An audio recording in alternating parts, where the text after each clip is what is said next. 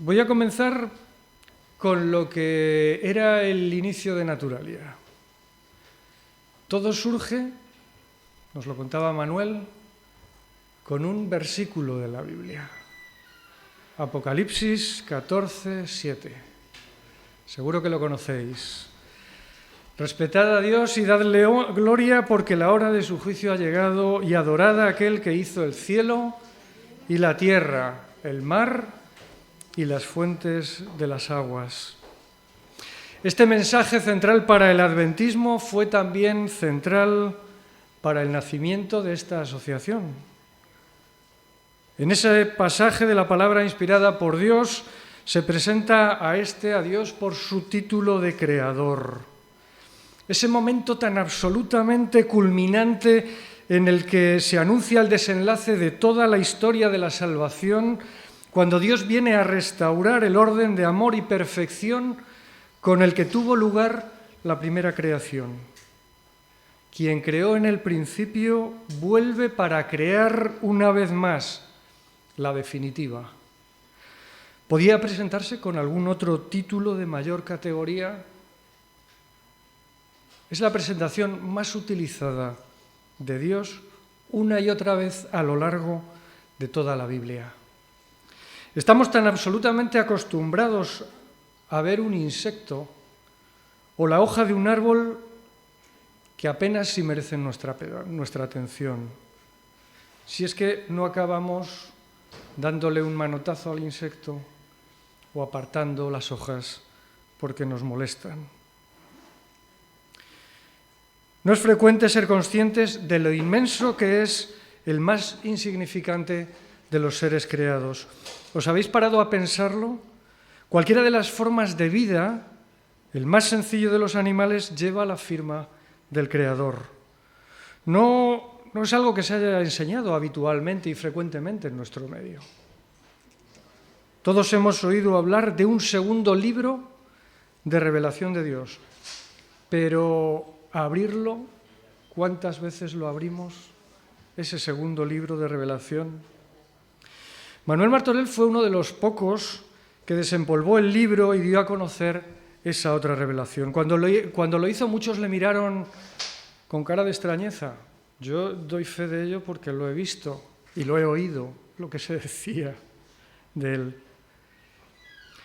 Seguro que muchos de vosotros habéis oído hablar de un pintor muy importante, Giotto, el pintor que alumbró este arte, la pintura, al Renacimiento, a decir de los expertos, el que le abre la puerta cuando todavía faltaba algún siglo por llegar.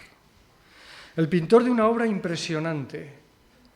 Por si acaso no conocemos mucho del pintor, yo no es que conozca gran cosa, pero, por ejemplo, Los Reyes Magos, donde plasma la escena, ¿verdad?, de unos Reyes Magos que llegan ante Jesús y en el que pinta una estrella que es muy conocida, porque es una estrella que lleva un penacho.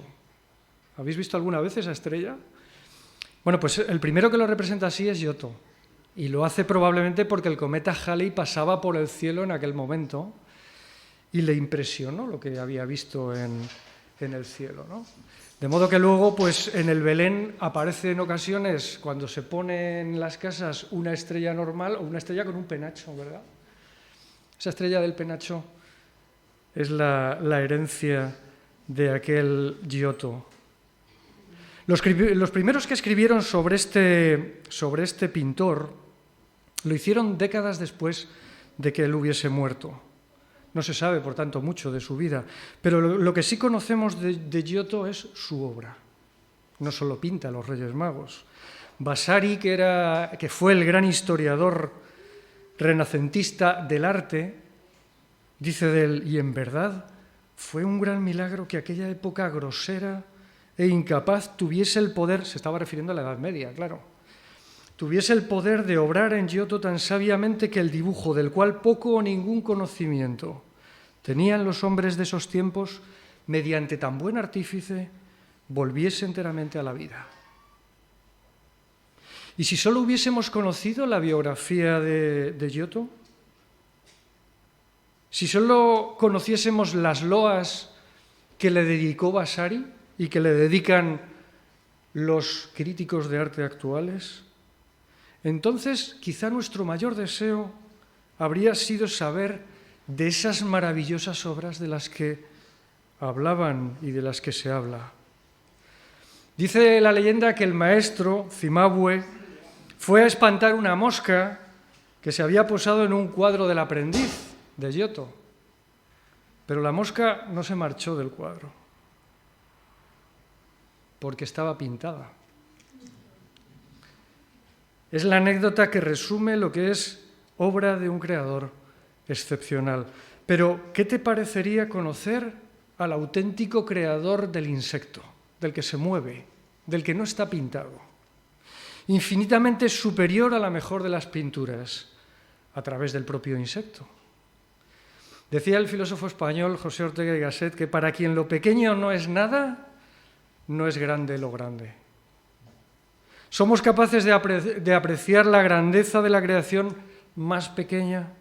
Si somos capaces de hacerlo, quizá podamos aproximarnos a entender la grandeza del más grande. Pablo en Romanos 1:20 nos dice, porque desde la creación del mundo sus atributos invisibles, su eterno poder y divinidad se han visto con toda claridad, siendo entendidos por medio de lo creado, de manera que no tienen excusa. Los misterios de Dios, ¿no queréis conocerlos? ¿No abréis la Biblia con esa intención? Poder acercaros más a Él, tenerle más cerca, estar más cerca de Él.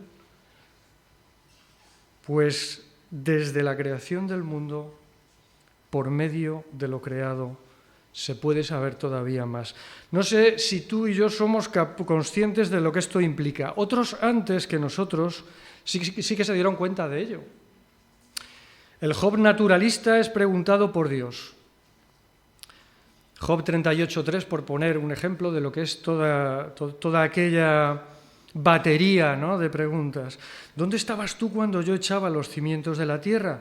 Dímelo si tienes inteligencia. ¿Quién puso sus medidas? Ya que sabes. ¿O quién extendió sobre ella cordel?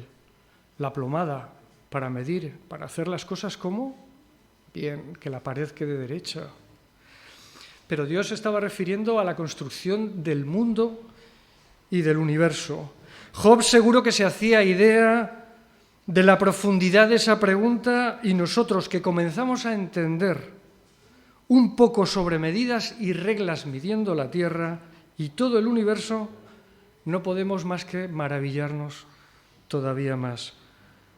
Y me voy al final, a Job 42:5, porque después de toda esa batería de preguntas por parte de Dios, de ese reflexionar por parte de Job, Job 42:5, Job dice: de oídas te había oído, mas ahora mis ojos te ven.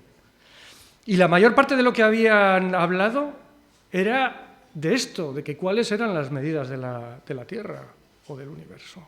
Estaba hablando de naturaleza, Dios le estaba hablando de eso. Fíjate en lo que tienes alrededor.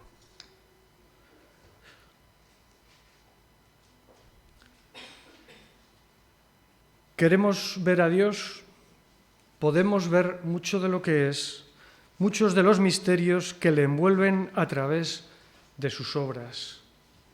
Miremos a nuestro alrededor, sí. Y no tenemos solo el testimonio de Job. El primer libro de los Reyes nos habla de un Salomón sabio. El capítulo 4, los versículos 32 y 33 dicen que asimismo disertó sobre los animales, sobre las aves, sobre los reptiles y sobre los peces. Y para oír de la sabiduría, todo esto viene seguido, no estoy sacando frases. Dice, y para oír la sabiduría de Salomón venían de todos los pueblos y de todos los reyes de la tierra donde había llegado la fama de su sabiduría. No solo habla de naturaleza, pero habla de más cuestiones, de que había escrito muchos proverbios. Pero en el resumen que se hace aquí en el primer libro de Reyes, en un párrafo, comenta eso, que escribió muchos proverbios y que se dedicaba a la naturaleza. y venían de todas partes para escuchar de su sabiduría, también a este respecto, seguro. Pero esto de aprender de la creación se remonta al principio de la humanidad, al mismísimo Adán. Después haré una referencia a él. Todos ellos llaman nuestra atención en cuanto al modo de relacionarnos con el Creador. La naturaleza tiene mucho que aportar al respecto y Job nos dice que preguntemos. ¿Os acordáis, no? Job 12, 7 al 9. Y en efecto pregunta ahora a las bestias y ellas te enseñarán, a las aves de los cielos y ellas te lo mostrarán, o habla a la tierra y ella te enseñará, a los peces del mar te lo declararán también. ¿Qué cosas de estas no entiende que la mano de Dios la hizo? La ciencia es el modo de preguntar. Si vamos a iniciar una investigación, lo primero que debemos determinar es cuál es la pregunta. ¿Cuál es la pregunta que nos estamos haciendo para después avanzar en ello? Y para responder a nuestra pregunta seguiremos un método que tiene su soporte en la existencia de leyes que rigen la naturaleza. ¿Somos de los que preguntamos para acercarnos más a Dios? Naturalia surgió con ese objetivo, preguntar a las bestias, a la tierra, para acercarnos más a Dios. Manuel Martorell era un heredero de aquella tradición de amigos de Dios naturalistas, heredero de la sabiduría de Job y de Salomón. Nosotros podemos también ser herederos de ello. Quiso dar a conocer esa herencia, la cultivó y la transmitió. Y por eso estamos también aquí, en esta mañana, reunidos, para recordar esa herencia que no debemos olvidar y que deberíamos haber utilizado desde hace mucho tiempo. En este caso, limitamos nuestros objetivos, va a ser no tenemos muchas pretensiones, solamente los átomos, las moléculas y las galaxias. No vamos a ir más allá. En la Biblia aparecen dos aspectos de la creación que nosotros diferenciamos. El primero, por orden de aparición y de importancia, es el que se refiere al origen de todo lo que existe. Génesis 1.1, al que se refería David antes, es el enunciado más significativo de este aspecto que llamamos creacionismo científico. En el principio creó Dios los cielos y la tierra. En los dos primeros capítulos de Génesis se desarrolla este preámbulo de alcance total. Se establece una jerarquía de poder, pero sobre todo de amor. El poder es evidente. Quien crea es el que más poder tiene. Pero sobre todo de amor. ¿No habéis escuchado alguna vez, o incluso habéis enseñado que Dios creó por amor? Pues bien, en esa jerarquía, Dios, el Creador, está en la cúspide. Evitando toda la escala de seres creados, muchos de ellos muy poco conocidos, llegamos al ser humano. ¿Y el ser humano qué lugar ocupa en la jerarquía? Está hecho a imagen y semejanza de Dios. Por tanto, también debe ser portador, ¿no?, de esa semejanza de Dios en cuanto a su amor. Bueno, eso en teoría. Y finalmente están el resto de los seres creados, las bestias, los peces y las aves de las que habla Job. Esta jerarquía de amor tiene mucho que ver con nuestra relación con Dios y con nuestro prójimo, el resto de seres creados y, por supuesto, nuestros hermanos humanos. Con esta última idea de relación con nuestro prójimo, concretamente con nuestros compañeros de creación, lo que se refiere a ellos, aparece el segundo aspecto que diferenciamos en lo que llamamos creacionismo. Podríamos llamarlo creacionismo ecológico, si queréis. Aquí en Huesca, Naturalia va a desarrollar un programa dentro de ese aspecto que es el creacionismo científico. Pero yo en este momento quiero referirme especialmente a ese otro creacionismo, al ecológico, del que la Biblia hace mención en muchas ocasiones. Por raro que deba parecer, lo digo por la cara que algunos le ponían a Manuel cuando hablaba él, o la cara que le ponen a Naturalia cuando habla Naturalia de la cuestión. Ya os he comentado que en el delta del río Ebro hace unos 45 años se desarrolló una primera campaña de limpieza. ¿Os podéis imaginar lo que era en aquel momento en el que la sociedad todavía seguía ajena a las cuestiones de protección de la naturaleza? ¿Verdad? En la sociedad y en la propia Iglesia. No es que fuese algo muy comprendido. Después se han desarrollado más y es algo pues fundamental, entendemos, para quien dice querer al Creador y a la creación. Una colega creacionista científica me decía hace unos años que esto no era creacionismo, que esto era ecología. Con el tiempo la he visto cambiar de idea, como le ha ocurrido a tantos otros, porque la idea ahora ya se ha generalizado más y Naturalia lo tuvo muy claro desde un principio. Había que proteger. ¿Hasta cuándo estará seca la tierra y marchita la hierba de los campos? Los animales y las aves se están muriendo por la maldad de los habitantes del país, que piensan que no ves lo que ellos hacen. Son palabras de Jeremías en el capítulo 12, el versículo 4. No parece que exista una conciencia real sobre lo que está ocurriendo en la creación. Lo digo porque, a pesar de que se habla mucho de ello, realmente se hace muy poco. Y cada vez vemos, sin necesidad de que la ciencia nos lo cuente, cómo estamos alterando los equilibrios que se acaban volviendo contra nosotros. Lo más preocupante de todo esto, desde mi punto de vista, es que los cristianos tenemos como máximas el amor a Dios y a nuestro prójimo, evidentemente incluida la creación. Sin embargo, nuestra fidelidad a esos principios no suelen contar con el respaldo de los hechos. ¿Podemos estar pensando que el Creador no ve la maldad que hacemos? ¿Alguien puede pensar que no ve el efecto de nuestra gestión sobre la heredad prestada? La tierra se seca, la hierba se marchita, los animales y las aves se están muriendo. ¿Dónde está el liderazgo de los cuidadores y protectores de la creación? Es bastante frecuente pensar que las destrucciones que aparecen en la Biblia son un castigo divino contra el ser humano por no seguir a Dios.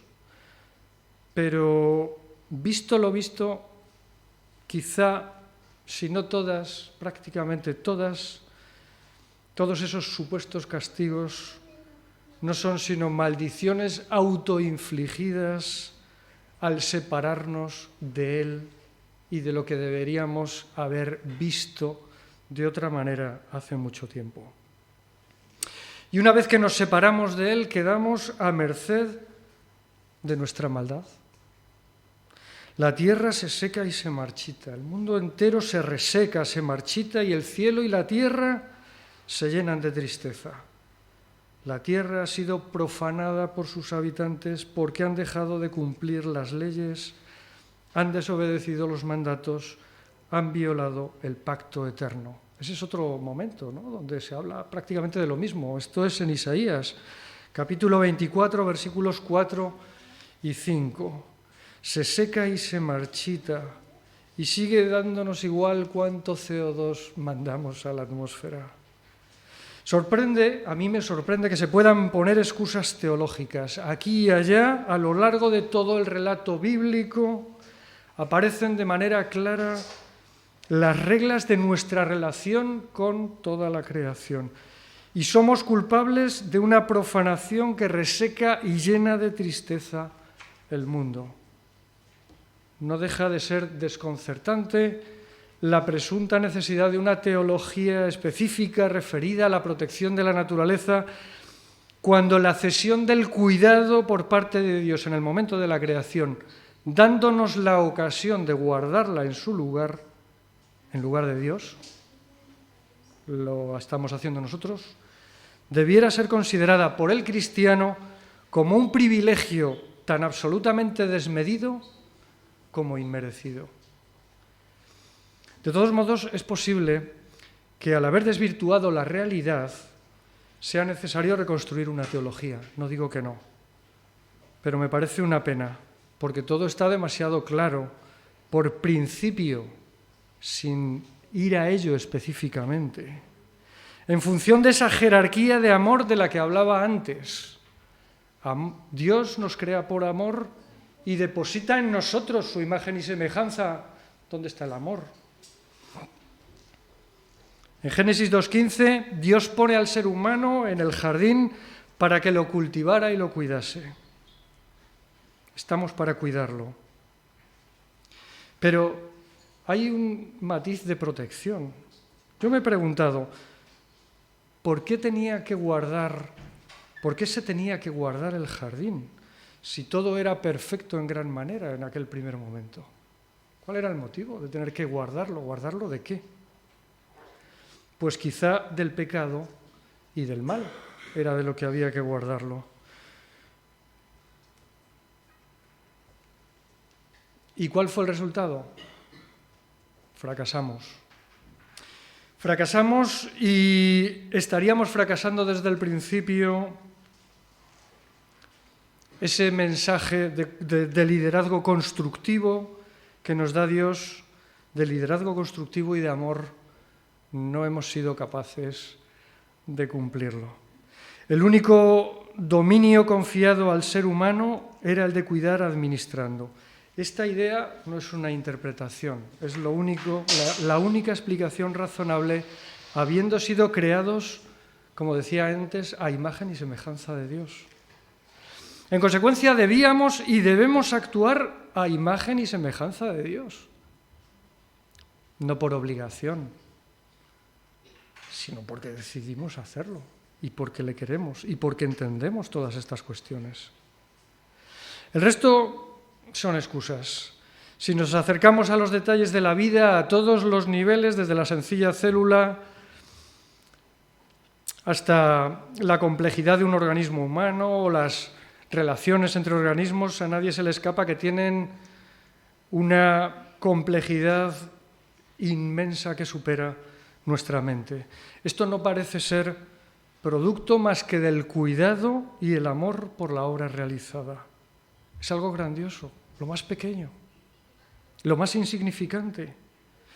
Fijaos, en Génesis le dice Dios a Noé, lo conocéis. Entonces Dios se acordó de Noé, se acordó de Noé y ¿de quién más? De todos los animales que estaban con él en el arca. Sí, tuvo en cuenta a Noé y a aquella familia que estaba en el arca, pero también a los animales. Fijaos que también tiene un detalle muy similar cuando Jonás, recordáis que se enfada con Dios, ¿por qué? Porque no destruye Nínive. Ahora no va a destruir Nínive, pero bueno. Y Dios le tiene que decir, pues con mayor razón debo yo tener compasión de Nínive, esa gran ciudad donde hay más de 120.000 niños inocentes y muchos animales. Jonás 4:11.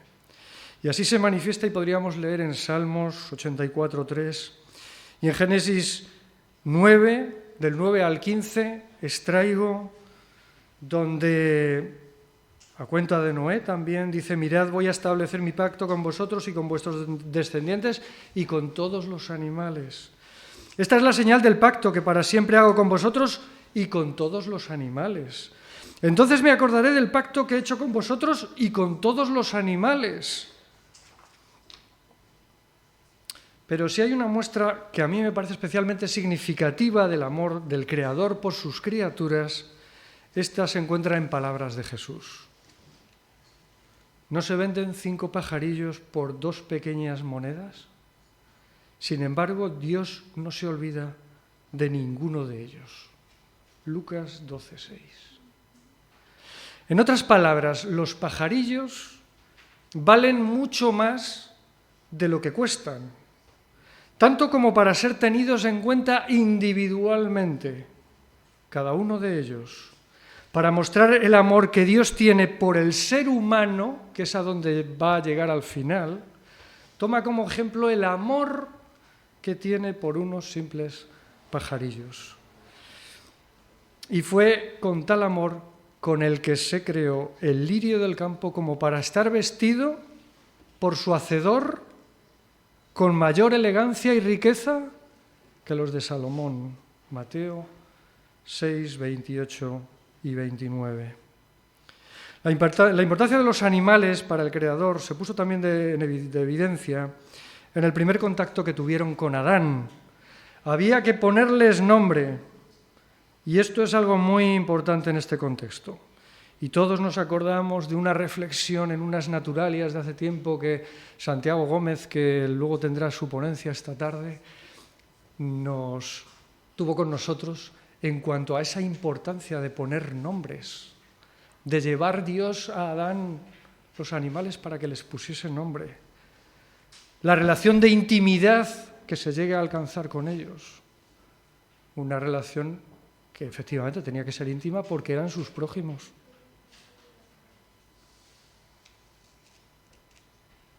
Por otra parte, hay afirmaciones bíblicas que resultan ciertamente contundentes al definir la calidad de la vida de un animal. Quizá hayamos desdibujado hasta tal punto la imagen de Dios en nosotros como para ser incapaces de reconocer el auténtico valor de nuestros hermanos de creación, como tales hermanos. Fijaos que en Eclesiastés 3:19 dice que en realidad hombres y animales tienen el mismo destino.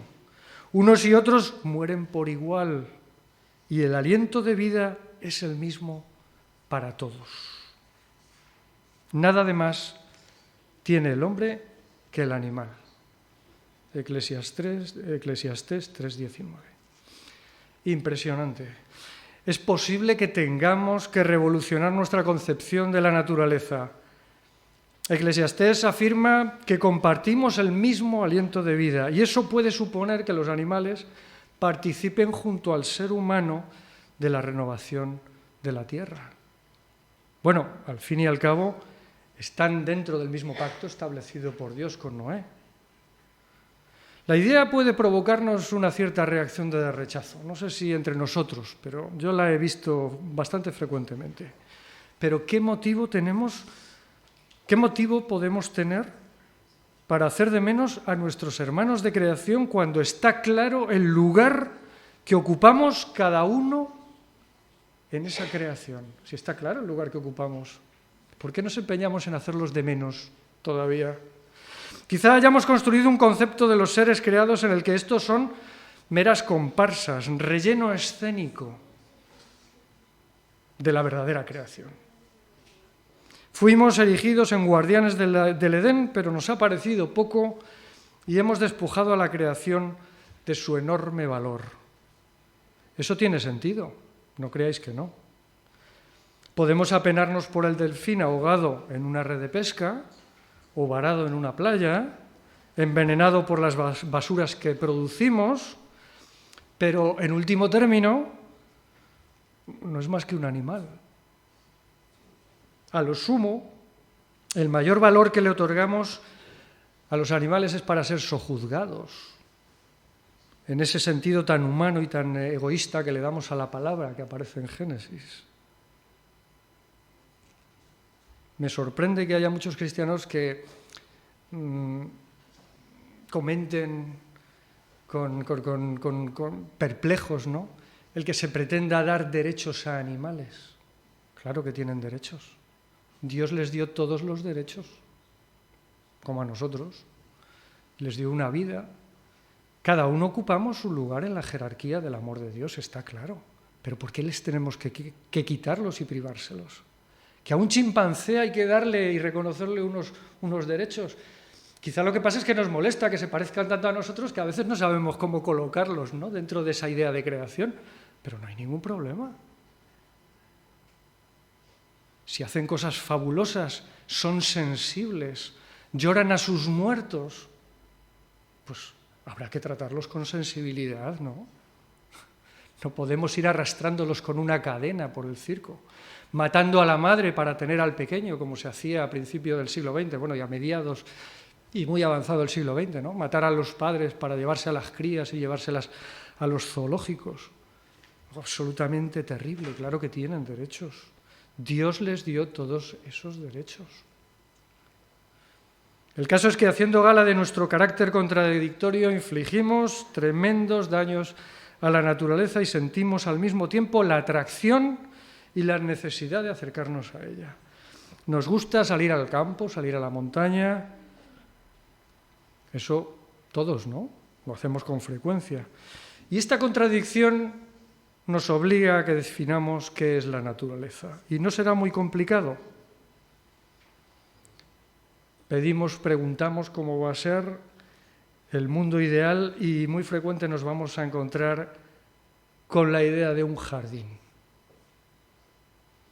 Efectivamente, un jardín es naturaleza, pero no nos engañemos, no es la naturaleza.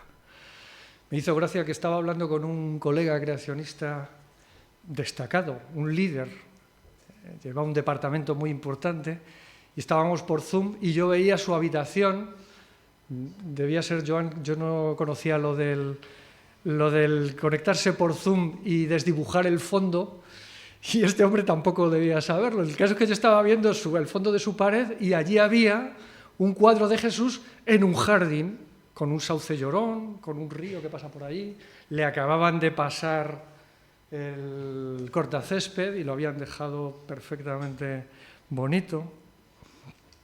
El jardín es una simplificación cómoda, domesticada a la carta e insuficiente para nuestra vida de la naturaleza. Ocupamos todos los rincones del planeta, sometiendo la creación al arbitrio de nuestros deseos inmediatos. Nos molesta la oruga que se come nuestra comida. Oye, yo también quiero comer, ¿eh? No penséis que yo no quiero comer. Entonces, ¿sabéis lo que hacemos cuando nos molesta la oruga? Envenenamos toda la cadena trófica, provocando un efecto rebote que llega a la explosión demográfica de aquellos de los que queríamos librarnos. Las terribles arañas que mantienen a raya las poblaciones de insectos que se comen el alimento que necesitamos para nosotros, pues quedan envenenados. Queda envenenado ese pajarito que tanto nos gusta, insectívoro. Desaparecen todos, la oruga, la araña, el pajarito. ¿Y sabéis luego qué es lo que queda? La oruga, pero en unas cantidades ya incontrolables, porque los otros animales ya no están. Y tendremos una primavera silenciosa, ¿verdad? Como escribía Raquel Carson en los años 60, aquella mujer visionaria que dijo: con los venenos tendremos una primavera silenciosa. Y hay lugares en los que esa primavera ya ha llegado.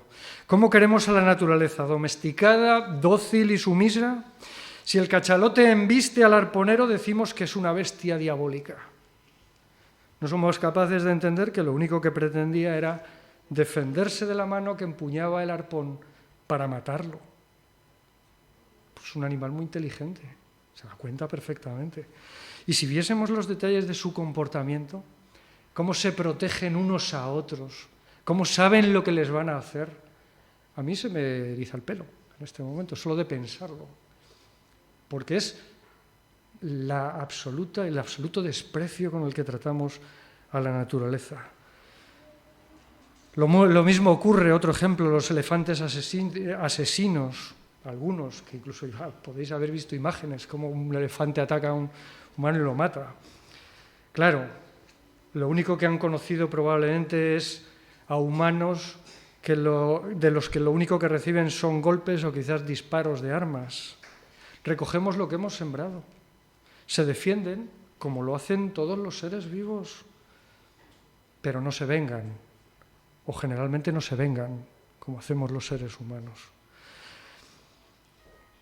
Voy a ir terminando porque me habían dado un tiempo y nos hemos ido pasando con el programa, pero deciros que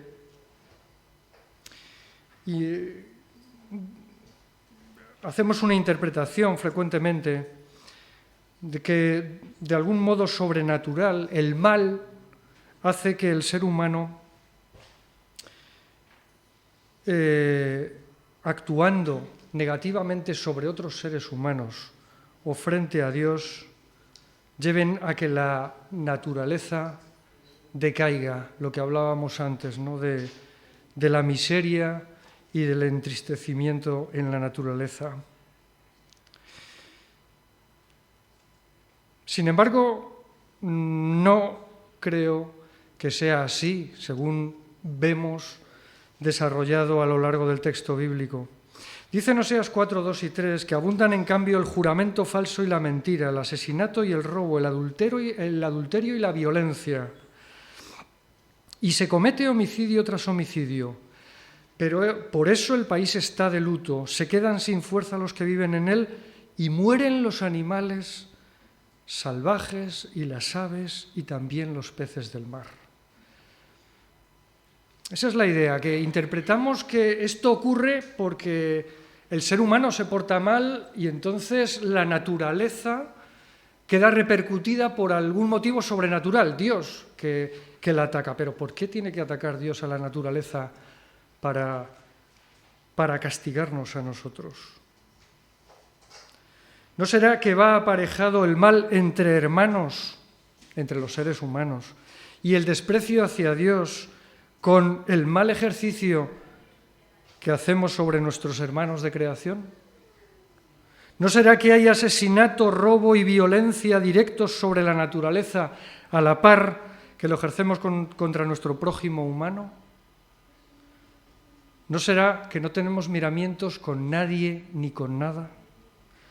Hemos construido una cultura de lucha y de saqueo sobre la naturaleza, ignorando a propósito que la naturaleza es la que nos sostiene. Fue lo que Dios nos dio para sostenernos. Es una guerra sin cuartel y la tenemos perdida, porque cuanto más la ganamos, mayor es nuestra pérdida. Es una pugna absolutamente insensata.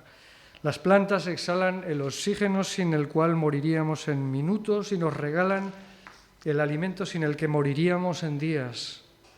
Debemos repensar cómo entendemos la naturaleza. Es imprescindible aprender a vivir con ella a estas alturas. Arrinconarla hasta convertirla en un jardín nos está trayendo muchos problemas. No está contra nosotros y lo que no nos gusta de ella, lo que no me gusta a mí de ella, es el legado de miseria que nos hemos dado nosotros. Porque la creación perdió su verdadera finalidad, no por su propia voluntad. Es que la naturaleza que hay no es el plan original. Pero no perdió su verdadera finalidad por su propia voluntad, sino porque Dios así lo había dispuesto. Aún así, a la naturaleza le quedaba siempre la esperanza de ser liberada de la esclavitud y la destrucción para alcanzar la gloriosa libertad de los hijos de Dios. Romanos 8, 20 y 21. Los beneficios de la liberación del mal serán para el ser humano y para toda la creación, atada sin culpa por nosotros. La naturaleza no está en nuestra contra. No tiene culpa de nada de lo que ocurre y no nos gusta en ella. ¿Cómo tratamos a la araña o a la serpiente? Por cumplir un papel tan fundamental como quizá desagradable. No voy a decir que no sea desagradable, pero no era el que originalmente se le había dado. Arrastradas a esa situación por ti y por mí. Incluso la serpiente será liberada de la maldición que le hemos impuesto. El niño jugará con la serpiente y meterá la mano en su nido, dice Isaías 11, en el versículo 8. No fuimos celosos de nuestro papel como guardianes del Edén, dejando la puerta abierta al dolor y al sufrimiento de la humanidad y de la naturaleza. En lugar de asumir nuestra culpa, comenzamos a maltratar a la creación. Hicimos algo mal, la naturaleza cambió y ahora no nos gustaba esa naturaleza. Hasta el punto de que en los tiempos del Israel bíblico Dios ya tuvo que dejar claras las cosas. Dice Levítico 26, 34, entonces la tierra disfrutará de tranquilidad todo el tiempo que permanezca desolada y que vosotros estéis en el país de vuestros enemigos. Así descansará y se desquitará de lo que antes no descansó. No estamos haciendo justicia con nuestros hermanos de creación y Dios lo ve perfectamente. Es una constante a lo largo del tiempo. Diciendo que Dios lo ve, no estoy hablando de una consecuente ira y venganza de Dios. Yo no quiero ir por ahí. Ya decía antes que las plagas no creo que las envíe Dios, las enviamos nosotros. Tenemos los registros históricos de ello, quiero decir, no necesitamos echarle la culpa a Él. Lo que ocurre cuando el Creador asiste a este triste espectáculo es que sufre. Ese es el resultado de que Él lo vea, de que Él esté viendo que nosotros, que hemos sido dejados allí al cuidado de sus cosas, estemos haciendo lo que estamos haciendo. Permitidme que invierta el orden de los versículos, Romanos 8:22 primero, porque sabemos que toda la creación gime a una y a una está con dolores de parto hasta ahora. Y ahora volvemos hacia atrás, Romanos 8:20-21, era el 22 el que he leído antes, porque la creación perdió su verdadera finalidad, no por voluntad propia. Pero espera que nos manifestemos, que cambiemos las cosas. Es cada vez más difícil ver las estrellas del cielo. Nuestra basura también empaña el cielo. Aún así, esta noche vamos a intentar encontrarnos con unos cielos que cuenten la gloria de Dios. Estamos empeñados en acabar con todo lo que nos muestra la gloria de Dios. Al final, acabar con una especie es acabar con un ser que Dios ha hecho especialmente. Y si lo pudiésemos ver, porque ya lo hemos extinguido, ya no lo podemos ver, veríamos todo el amor que Dios puso al hacerlo, desde lo más superficial de su cuerpo hasta el último rincón de él. Es mi esperanza, es la esperanza de Naturalia y estoy seguro de que es el anhelo de aquel que nos creó, a ti y a mí, que tú y yo nos manifestemos a la altura del lugar que ocupamos en la jerarquía del amor instituida por el Creador, que nos manifestemos a su imagen y semejanza. Amén.